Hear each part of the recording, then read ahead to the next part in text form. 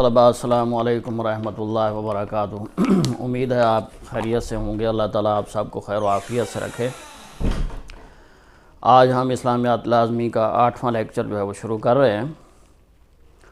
تو سب سے پہلے ہم قرآن مجید کی کچھ آیات جو ہے وہ تلاوت کریں گے، اس کے بعد جو ہے یہ کویسچن جو ہے آپ کو حل کرایا جائے گا۔ سب سے پہلے قرآن مجید کی آیات کی تلاوت سنیے۔ اعوذ باللہ من الشیطان الرجیم، بسم اللہ الرحمن الرحیم۔ لقد جاءکم رسول من انفسکم عزیز علیہ ما عنتم حریص علیکم بالمؤمنین رؤوف رحیم۔ فَإِن تَوَلَّوْا فَقُلْ حَسْبِيَ اللَّهُ لَا إِلَٰهَ إِلَّا هُوَ عَلَيْهِ تَوَكَّلْتُ وَهُوَ رَبُّ الْعَرْشِ الْعَظِيمِ۔ صدق اللہ العظیم۔ عزیز طلباء، ہم سب سے پہلا موضوع قرآن مجید جو ہے وہ پڑھ رہے ہیں۔ پہلے ہم نے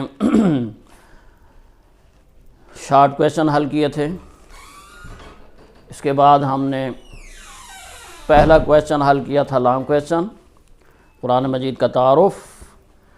آج ہم دوسرا لانگ کویسچن حل کریں گے، اور دوسرا کویسچن ہے قرآن کریم کی حفاظت کے بارے میں آپ کیا جانتے ہیں، بیان کریں۔ یہ ہے دوسرا کویسچن۔ آپ کی بک کا پیج نمبر 56 اور 57 ہے۔ دوسرا کویسچن ہے لانگ کویسچن، قرآن مجید کی حفاظت کے بارے میں آپ کیا جانتے ہیں، بیان کیجئے۔ یہ ہیڈنگ کے ساتھ ہم اس کو حل کریں گے۔ تو سب سے پہلی ہماری ہیڈنگ ہوگی اللہ تعالیٰ کی طرف سے حفاظت قرآن، یعنی اللہ تعالیٰ نے قرآن مجید کو کس طرح جو ہے وہ محفوظ بنایا۔ اللہ تعالیٰ نے قرآن مجید سے پہلے بھی کچھ انبیاء پر کچھ کتابیں نازل فرمائی تھیں، لیکن ان کتابوں کی حفاظت کا ذمہ اللہ تعالیٰ نے نہیں لیا تھا، اس لیے وہ کتابیں جو ہے وہ موجود نہیں رہیں، اپنی اصلی حالت میں محفوظ نہیں ہیں۔ قرآن مجید کی حفاظت کا اللہ تعالیٰ نے وعدہ فرمایا ہے، اس لیے قرآن مجید جو ہے وہ ہمیشہ کے لیے محفوظ رہے گا۔ چونکہ قرآن مجید اللہ تعالیٰ کی طرف سے نازل شدہ کتاب ہے، اور اس کی حفاظت کا ذمہ بھی اللہ تعالیٰ نے خود لے رکھا ہے۔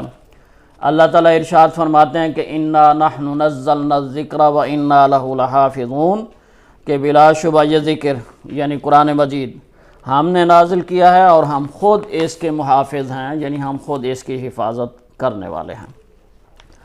تو عزیز طلباء، آپ دیکھیے کہ اللہ تعالیٰ نے قرآن کریم کی حفاظت کا یہ جو وعدہ فرمایا ہے وہ اس طرح پورا ہوا کہ پوری دنیا میں موجود قرآن مجید کے جتنے بھی نسخے ہیں ان میں ایک لفظ، زبر یا زیر کا بھی فرق نہیں ہے۔ آپ جہاں دیکھ لیں قرآن مجید، پاکستان میں دیکھ لیں، عرب میں دیکھ لیں، یا کہیں کسی اور ملک میں دیکھ لیں، وہ سب ایک ہی جیسا ہے، اور یہ اللہ تعالیٰ کی طرف سے اس کی حفاظت کا ذمہ لیا گیا ہے۔ قیامت تک قرآن مجید جو ہے وہ محفوظ رہے گا۔ نہ صرف یہ کہ کتابی شکل میں محفوظ رہے گا، بلکہ انسانوں کے سینوں میں بھی محفوظ رہے گا۔ بہت سے حفاظ جو ہے وہ قرآن مجید کو یاد کرتے ہیں، اور ان کے سینوں میں قرآن مجید جو ہے وہ محفوظ ہے۔ دوسری ہیڈنگ دیکھیے، دوسری ہیڈنگ ہے کہ حضور صلی اللہ علیہ وسلم کی طرف سے حفاظت قرآن۔ آپ یہ جانتے ہیں کہ نبی اکرم صلی اللہ علیہ وسلم پر قرآن مجید جو ہے وہ ایک ہی وقت میں نازل نہیں ہوا۔ یہ نہیں ہوا کہ سارا جو ہے وہ ایک ہی مرتبہ نازل ہو گیا ہو، بلکہ تقریباً 23 سال میں قرآن مجید جو ہے وہ تھوڑا تھوڑا نازل ہوتا رہا ہے۔ آپ صلی اللہ علیہ وسلم کی عمر 40 سال تھی جب آپ پر غار حرا میں قرآن پاک نازل ہونا شروع ہوا تھا۔ سب سے پہلے سورہ العلق کی پہلی 5 آیات اتری تھیں۔ اس کے بعد نبی اکرم صلی اللہ علیہ وسلم 13 سال مکہ میں رہے ہیں، اور وقتاً فوقتاً قرآن مجید آپ پر جو ہے وہ نازل ہوتا رہا ہے۔ پھر آپ مکہ سے مدینہ طیبہ تشریف لے آئے اور یہاں 10 سال آپ رہے، تو ان 10 سالوں کے دوران آپ پر قرآن مجید جو ہے وقتاً فوقتاً نازل ہوتا رہا۔ تو اس طرح 23 سال میں قرآن مجید جو ہے وہ تھوڑا تھوڑا کر کے آپ پر نازل ہوا۔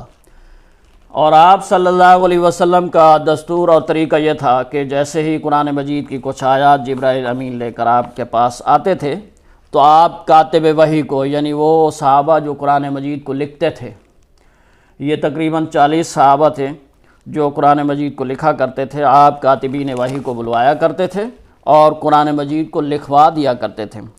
اور آپ یہ رہنمائی بھی فرمایا کرتے تھے کہ اس وقت جو قرآن پاک کی آیات نازل ہوئی ہیں ان کو کیا ترتیب دینی ہے، اس کی ترتیب بھی آپ ان کو بتایا کرتے تھے، اور یہ اللہ تعالیٰ کی طرف سے تھا۔ اس کو ترتیب توقیفی کہتے ہیں۔ ترتیب توقیفی، توقیف کا مطلب ہے اللہ تعالیٰ کی طرف سے بتائی ہوئی ترتیب۔ ترتیب توقیفی، ایسی ترتیب جو اللہ تعالیٰ کی طرف سے بتائی گئی ہو۔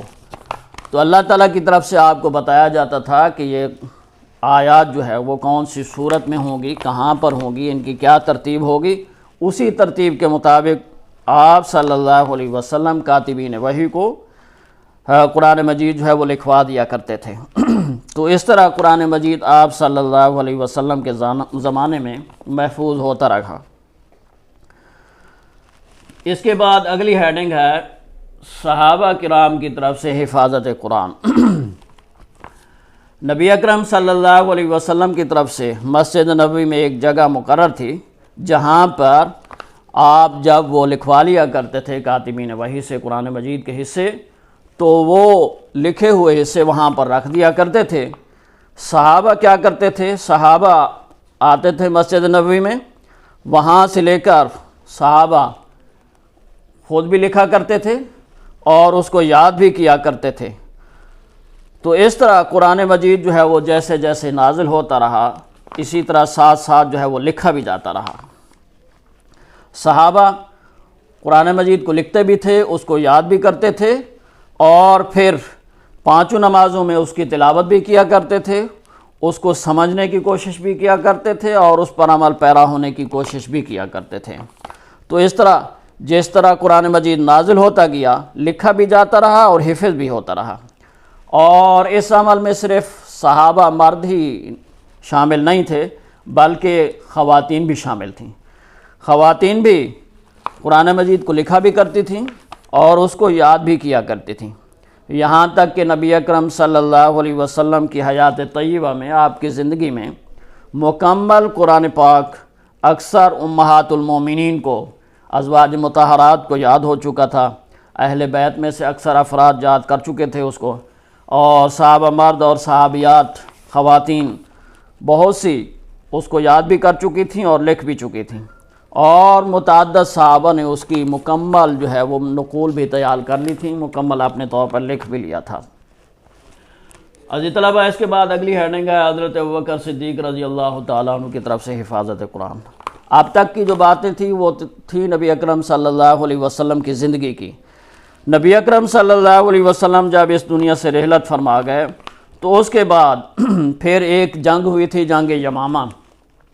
اس جنگ میں بہت سے حفاظ صحابہ جو ہے وہ شہید ہو گئے تھے۔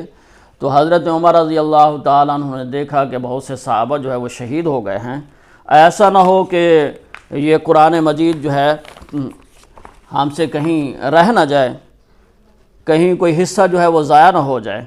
اسی لیے حضرت عمر رضی اللہ تعالیٰ عنہ نے حضرت ابوبکر صدیق رضی اللہ تعالیٰ عنہ کو یہ مشورہ دیا کہ قرآن مجید کو از سر نو جو ہے وہ جمع کیا جائے ایک ترتیب کے ساتھ۔ تو حضرت ابوبکر رضی اللہ تعالیٰ عنہ نے پھر ان کے مشورے پر عمل کرتے ہوئے حضرت زید رضی اللہ تعالیٰ عنہ کی سربراہی میں ایک کمیٹی جو ہے وہ تشکیل دی۔ انہوں نے جو ہے دوبارہ از سر نو قرآن مجید کو جو ہے وہ ترتیب دیا، اور آیات کی ترتیب اور صورتوں کے نام وہی تھے جو رسول اکرم صلی اللہ علیہ وسلم نے اللہ تعالیٰ کے حکم سے مقرر فرمائے تھے۔ تو اس طرح سے حضرت ابوبکر صدیق رضی اللہ تعالیٰ عنہ کے دور خلافت میں قرآن مجید کو جو ہے از سر نو ترتیب دیا گیا اور اس کو محفوظ کر دیا گیا۔ وہ جو نسخہ ان کے پاس محفوظ تھا حضرت ابوبکر صدیق رضی اللہ تعالیٰ عنہ کے پاس، اسے مصحف صدیقی کہتے تھے۔ مصحف کا مطلب ہے قرآن مجید، مصحف صدیقی یعنی قرآن مجید کا وہ نسخہ جو حضرت ابوبکر رضی اللہ تعالیٰ عنہ نے جو ہے وہ لکھوایا تھا، اس کو ترتیب دیا تھا، اس کو مصحف صدیقی کہتے تھے۔ اس کے بعد اگلی ہیڈنگ ہے حضرت عثمان رضی اللہ تعالیٰ عنہ کی طرف سے حفاظت قرآن۔ حضرت عثمان رضی اللہ تعالیٰ عنہ کا دور جب آیا تو اسلامی سلطنت جو ہے وہ وسیع ہو گئی، بہت سے علاقے اسلام کی سلطنت میں، اسلامی سلطنت میں شامل ہو گئے۔ بہت سے ایسے لوگ بھی شامل ہو گئے جو اجمی تھے، جن کی زبان عربی نہیں تھی۔ وہ قرآن مجید کو جب پڑھتے تھے تو اس کو اپنے لہجے میں پڑھتے تھے، تو بہت سی غلطیاں جو ہوتی تھیں۔ اسی لیے حضرت عثمان رضی اللہ تعالیٰ عنہ نے پھر ایک طرح سے دوبارہ اس کو ترتیب دیا قرآن مجید کو، اور ان لہجوں میں اس کو ترتیب دیا جن لہجوں میں جو ہے وہ قریش پڑھا کرتے تھے۔ قریش کے جو لہجے تھے زبان بولنے کے، ان لہجوں کے اندر قرآن مجید کو جو ہے وہ دوبارہ حضرت عثمان رضی اللہ تعالیٰ عنہ نے جو ہے وہ ترتیب دلوایا۔ تو حضرت عثمان رضی اللہ تعالیٰ عنہ نے اپنے عہد خلافت میں قرآن پاک کی متعدد نقول تیار کرا کہ تمام صوبائی دارالحکومتوں میں ایک ایک نسخے کے طور پر بھجوا دیں، تاکہ اسی ترتیب کے مطابق جو ہے وہ قرآن مجید لوگ پڑھیں۔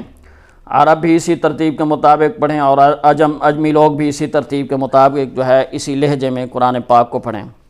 اسی لیے حضرت عثمان رضی اللہ تعالیٰ عنہ کے اس کارنامے کی وجہ سے آپ کو جامع القرآن کہتے ہیں، جامع القرآن۔ عزیز طلبہ، اس کے بعد اگلی ہیڈنگ ہے کاتبین وحی کی طرف سے حفاظت قرآن۔ اس سلسلے میں پہلے آپ کو بتا چکا ہوں کہ جیسے ہی نبی اکرم صلی اللہ علیہ وسلم کے دور میں آپ کے دور میں جیسے ہی قرآن مجید کی آیات نازل ہوتی تھیں، آپ صحابہ کو بلوایا کرتے تھے، جو لکھنا پڑھنا جانتے تھے، آپ ان کو بلا کر ان سے جو ہے قرآن مجید لکھوایا کرتے تھے۔ تو یہ تقریباً کوئی 40 سے زیادہ صحابہ تھے جو قرآن مجید کو لکھا کرتے تھے، ان کو کاتبین وحی کہتے ہیں، یعنی وہ صحابہ جو قرآن مجید کو لکھا کرتے تھے۔ تو عزیز طلبہ، اس طرح قرآن مجید کی جو ہے وہ حفاظت ہوئی، اور آج ہمارے پاس جو ہے وہ قرآن مجید اسی شکل میں، جس شکل میں نازل ہوا تھا، اسی شکل میں، اسی ترتیب کے مطابق جو ہے وہ موجود ہے۔ جس طرح اللہ تعالیٰ نے ترتیب بتائی نبی اکرم صلی اللہ علیہ وسلم کو، پھر نبی اکرم صلی اللہ علیہ وسلم نے کاتبین وحی کو، صحابہ کو وہ ترتیب بتائی، اسی ترتیب کے مطابق قرآن مجید جو ہے وہ ہمارے پاس موجود ہے اور قیامت تک انشاءاللہ موجود رہے گا۔ اللہ تعالیٰ ہم سب کو قرآن مجید کو یاد کرنے، اس کو سمجھنے اور اس پر عمل پیرا ہونے اور اس کا پیغام دوسروں تک پہنچانے کی توفیق عطا فرمائے۔ عزیز طلبہ، اس سوال کو آپ نے ہیڈنگ کے ساتھ جو ہے وہ یاد کرنا ہے۔ اللہ تعالیٰ ہم سب کا حامی و ناصر ہو۔